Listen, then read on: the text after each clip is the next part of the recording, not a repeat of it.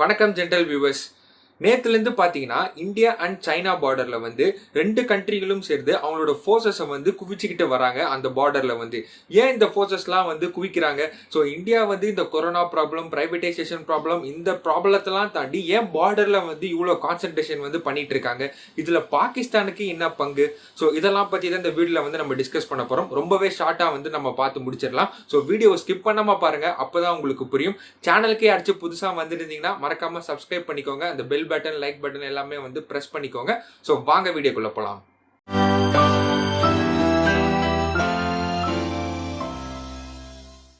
So இந்த வருஷம் ஆரம்பிச்சு கிட்டத்தட்ட இந்த 5 மாசத்துலேயே வந்து நம்ம வந்து சைனா மேலே கிட்டத்தட்ட ஒரு 3 அட்டாக் வந்து நம்ம வந்து பண்ணியிருக்கோம். ஸோ இப்போவும் வந்து அங்கே வந்து பதட்டமான சூழ்நிலைகள் வந்து ஏற்பட்டு இருக்கு. ஸோ ரெண்டு நாடுகளும் வந்து நிறைய ஃபோர்ஸஸை வந்து அங்கே வந்து குவிச்சிட்டு இருக்காங்க. ஸோ எந்த இடத்துல வந்து அந்த ஃபோர்ஸஸை வந்து குவிச்சிட்டு இருக்காங்க பார்த்தீங்கன்னா லைன் ஆஃப் ஆக்சுவல் கண்ட்ரோல், அதாவது எல்ஏசின்ற ஒரு பகுதியில் தான் வந்து குவிச்சிட்டு இருக்காங்க. ஸோ இந்தியா அண்ட் சைனா பார்டரில் இருக்க இந்த பார்டர் லைனை தான் வந்து நம்ம எல்ஏசின்னு சொல்லிட்டு சொல்லுவோம். இதே மாதிரி பாகிஸ்தான் அண்ட் இந்தியாவோட பார்டர் லைனை வந்து நம்ம லைன் ஆஃப் கண்ட்ரோல்னு சொல்லுவோம். ஸோ இந்த எல்ஏசியை வந்து நம்ம 3 பகுதியாக வந்து பிரிக்கலாம்.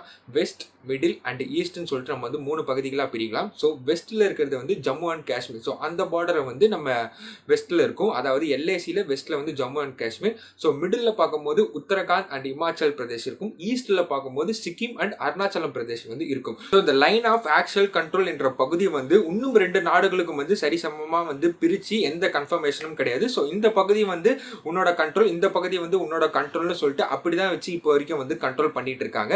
ஸோ இந்த எல்ஏசியில் இருக்க அந்த ஈஸ்ட் பகுதியில் இருக்க அந்த சிக்கிம் அண்ட் அருணாச்சலம் பிரதேஷ், ஸோ அந்த பார்டரில் தான் வந்து இப்போ நிறைய ப்ராப்ளம்ஸ் வந்து கிரியேட் ஆகிட்டு இருக்கு.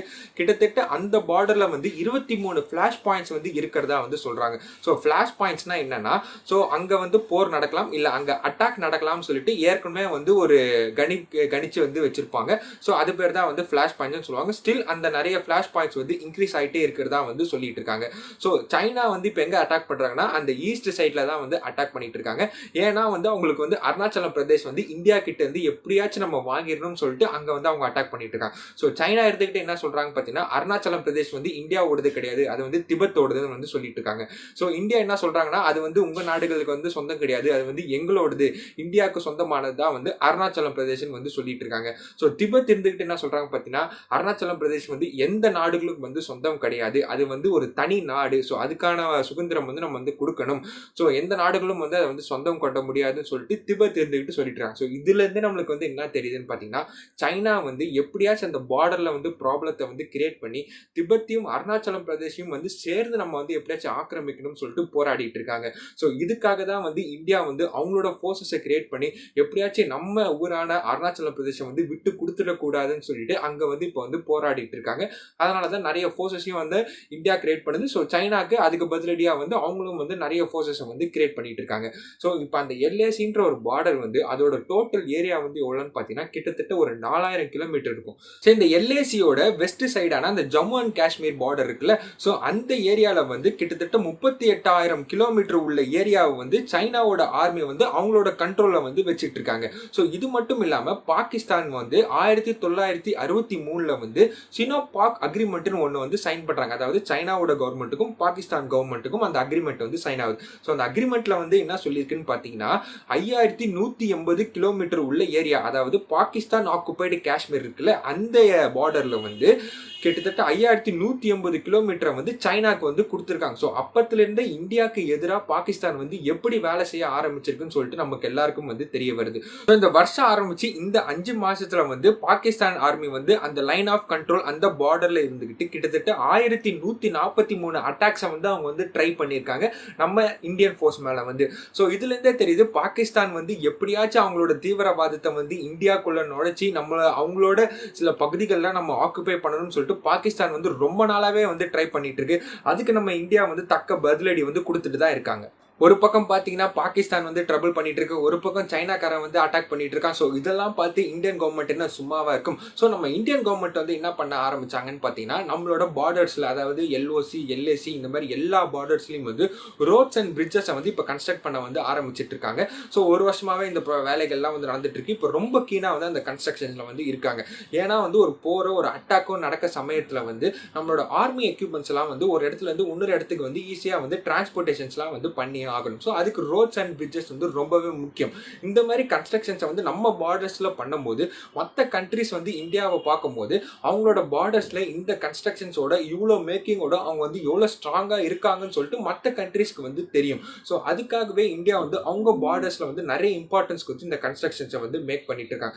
இது மட்டும் இல்லாமல் 2016 வந்து நம்ம இந்தியன் கவர்மெண்ட் வந்து கமிட்டி ஆஃப் எக்ஸ்பர்ட்ஸ்னு சொல்லிட்டு ஒரு குரூப்பை வந்து அமைக்கிறாங்க. ஸோ அந்த குரூப்பை வந்து எதுக்கு அமைக்கிறாங்கன்னா, இந்த மாதிரி பார்டர் பிரச்சனைகள் நிறைய வர்றதுனால அந்த கமிட்டி ஆஃப் எக்ஸ்பர்ட்ஸ் அமைச்சு நிறைய பிரச்சனைகளை வந்து நம்ம அது மூலியமா வந்து தீர்வு காணலாம்னு சொல்லிட்டு அமைச்சாங்க. ஸோ அவங்க சொன்ன விஷயம் தான், இந்த முப்படைகளுக்கும் சேர்த்து ஒரே தளபதியை வந்து நியமிங்க. ஸோ உங்ககிட்ட வந்து 52,000 டிஃப்ரெண்ட் மிலிட்ரி ஆஃபீஸர்ஸ்லாம் இருக்காங்க, அவங்க எல்லாரையும் வந்து எல்லா பார்டர்ஸ்லையும் வந்து ஸ்ப்ரெட் பண்ணுங்க.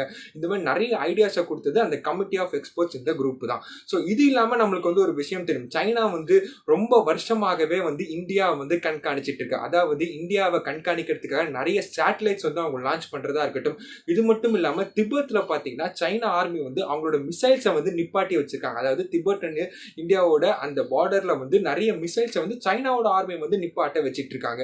ஸோ இது எல்லாமே வந்து சைனா வந்து இந்தியா வந்து கண்காணிச்சிட்டு இருக்கு. ஸோ இந்த மாதிரி சைனா வந்து இந்தியா வந்து கண்காணிச்சிட்டு இருக்க இந்த டைம்ல, அதே மாதிரி நம்மளோட பார்டர்ல வந்து பல ட்ரபிள்ஸை வந்து கிரியேட் பண்ணிட்டு இருக்க இந்த மாதிரி டைம்ல வந்து இந்தியா என்ன பண்ணிருக்காங்கன்னா, ஐநா சபையில 62வது கண்ட்ரியா சைனாக்கு எதிராக வந்து ஒரு ஃபைல் வந்து பண்ணியிருக்காங்க.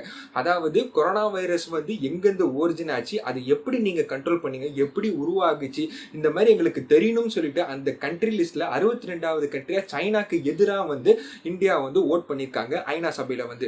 ஸோ இவ்வளோ ஆக்ஷன்ஸ் வந்து பாகிஸ்தான் வந்து இந்தியாவுக்கு எதிராக எடுத்தது இல்லாம இதுக்கு மேல வந்து சிபிஇசின்னு சொல்லிட்டு, அதாவது சைனா பாகிஸ்தான் எக்கனாமிக் காரிடர் என்ற ஒரு கான்ட்ராக்ட் மூலியமா வந்து நிறைய டெக்னாலஜிஸ் அண்ட் இன்ஃப்ராஸ்ட்ரக்சர்ஸை வந்து சைனா கிட்ட இருந்து வாங்கிட்டு இருக்காங்க பாகிஸ்தான் வந்து. இந்த கான்ட்ராக்ட்ல வந்து இந்த வாங்குற டெக்னாலஜிஸ்லாம் வந்து 243%, அதாவது 243% அதிகமா பே பண்ணி வந்து பாகிஸ்தான் வந்து அந்த டெக்னாலஜிஸ் வந்து வாங்கிட்டு இருக்காங்க. இது மூலியமா நம்மளுக்கு தெளிவா தெரியுது சைனா வந்து பாகிஸ்தானை வந்து ஏமாத்திட்டு இருக்குன்னு. ஸோ இது மூலியமா நம்ம தெரிஞ்சுக்க வேண்டியது வந்து என்னன்னு பார்த்தீங்கன்னா, சைனா வந்து பாகிஸ்தானை வந்து எப்படியாச்சும் ஆக்குப்பை பண்ணி, ஸோ பாகிஸ்தான் மூலியமா வந்து இந்தியாவை வந்து நம்ம தாக்கி, ஸோ அதுக்கான பார்டர்ஸ் எல்லாம் வந்து நம்ம ஆக்குப்பை பண்ணலாம்னு சொல்லிட்டு சைனா பிளான் பண்றது நம்மளுக்கு வந்து தெளிவா வந்து தெரியுது. ஸோ இப்போ இந்த இந்தியா சைனா பார்டர் பிரச்சனையில இப்போ எப்படி இதுக்கு வந்து தீர்வு காண போறாங்கன்னு நீங்க வந்து கேட்டீங்கன்னா, ஸோ இப்போதைக்கு வந்து பேச்சுவார்த்தை மூலியமா வந்து இந்த பிரச்சனையை வந்து சால்வ் பண்ணலாம்னு சொல்லிட்டு தான் வந்து பேச்சுவார்த்தைகள்லாம் வந்து போயிட்டு இருக்கு. ஸோ அப்படிதான் இப்போ வந்து ஆக்ஷன்ஸும் வந்து எடுப்பாங்க. ஆனா இனி போக போக என்ன நடக்கும்ன்றதை வந்து காலம் தான் வந்து பதில் சொல்லணும். ஸோ இப்போ எல்லாரும் வந்து நீங்க வந்து கேட்கலாம், இந்தியாவில் வந்து கொரோனா பிரச்சனை வந்து போயிட்டு இருக்கு, பொருளாதாரம் வந்து அகல பாதாளத்துக்கு வந்து போயிட்டு இருக்கு. ஸோ இந்த மாதிரி டைம்ல பார்டர்ல நம்ம இவ்வளவு இம்பார்ட்டன்ஸ் கொடுத்து அவ்வளோ ஃபோர்ஸ் ஆயிருக்கு நம்ம வந்து கண்காணிக்கணுமான்னு வந்து நீங்க வந்து கேட்கலாம். முதல்ல வந்து நாடு முக்கியம். நம்ம நாடு இருந்தால் தான் நம்மளால வந்து அந்த நாட்டில் வந்து வாழ முடியும். ஸோ எப்பவுமே வந்து நமக்கு முதல் விதியாக எதிர்க்கணும்னு பார்த்தீங்கன்னா நாட்டை காப்பாற்றணும். ஸோ அதுக்கப்புறம் தான் அதுக்குள்ளே இருக்க எல்லா பிரச்சனைகளும். ஸோ அதனால தான் வந்து இந்தியா வந்து நம்ம பார்டரை வந்து இவ்வளோ கஷ்டப்பட்டு இவ்வளோ இம்பார்ட்டன்ஸ் கொடுத்து காப்பாற்றிட்டு இருக்காங்க. ஸோ இந்த இன்ஃபர்மேஷன் வந்து உங்களுக்கு வந்து பிடிச்சிருக்கும்னு நினைக்கிறேன். பிடிச்சிருந்தா நிறைய பேருக்கு வந்து ஷேர் பண்ணுங்க. இதை பற்றி எல்லாருக்குமே வந்து தெரியணும். ஸோ அடுத்த இன்ஃபர்மேஷன் வீடியோவில் வந்து பார்ப்போம். மறக்காமல் லைக் பண்ணுங்கள், ஷேர் பண்ணுங்கள், சப்ஸ்கிரைப் பண்ணுங்கள். தேங்க்ஸ் ஃபார் வாட்சிங்.